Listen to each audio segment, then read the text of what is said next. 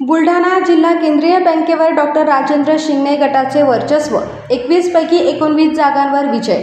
बुलढाणा जिल्हा केंद्रीय सहकारी बँकेच्या निवडणुकीची मतमोजणी आज दिनांक 24 ऑगस्ट रोजी सकाळी 9 वाजता बुलढाणा येथील सहकार विद्या मंदिराच्या सभागृहात सुरू झाली. सहकार क्षेत्रासाठी अत्यंत महत्त्वाच्या मानल्या जाणाऱ्या या निवडणुकीकडे संपूर्ण जिल्ह्याचे लक्ष लागले होते. राष्ट्रवादी काँग्रेसच्या शरद पवार गट आणि अजित पवार गटामध्ये या निवडणुकीत चुरशीचा संघर्ष पाहायला मिळाला.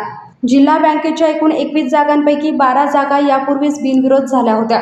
उर्वरित 9 जागांसाठी निवडणूक पार पडली. मतमोजणीनंतर या 9 पैकी 7 जागांवर डॉक्टर राजेंद्र शिंगणे यांच्या सहकार पॅनलच्या उमेदवारांनी विजय मिळवला, तर पालकमंत्री मकरंद आबा पाटील यांच्या गटाला 2 जागांवर विजय मिळाला.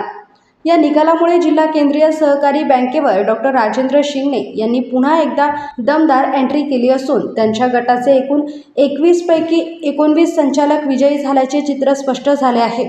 त्यामुळे जिल्हा बँकेवरील शिंगणे गटाचे वर्चस्व कायम राहिले आहे.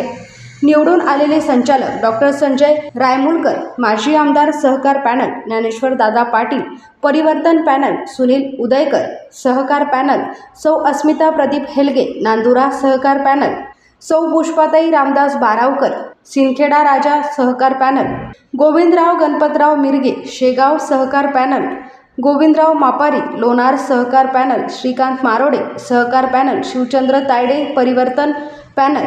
या निकालामुळे बुलढाणा जिल्ह्यातील सहकार क्षेत्रातील राजकीय समीकरणांवरही परिणाम होण्याची शक्यता व्यक्त केली जात आहे. जिल्हा बँकेच्या नेतृत्वासाठी आता पुढील घडामोडींकडे सहकार क्षेत्राचे लक्ष लागले आहे. सहकार क्षेत्रामध्ये सर्व राजकीय पक्ष एकत्र आल्यामुळे एकमेकांच्या विरोधात आमदारकी व खासदारकी लढवली आणि सहकार क्षेत्रामध्ये एकत्र आले. त्यामुळे स्थानिक लेवलच्या कार्यकर्त्यांना मोठा त्रास सहन करावा लागत आहे. येणाऱ्या काळात याचे सुद्धा परिणाम सत्ताधारी व विरोधी पक्षाला काय परिणाम होतात हे येत्या निवडणूक, जिल्हा परिषद व पंचायत समितीमध्ये दिसून येणार आहे. युवा क्रांती न्यूजसाठी आकाश बोरसे, संग्रामपूर.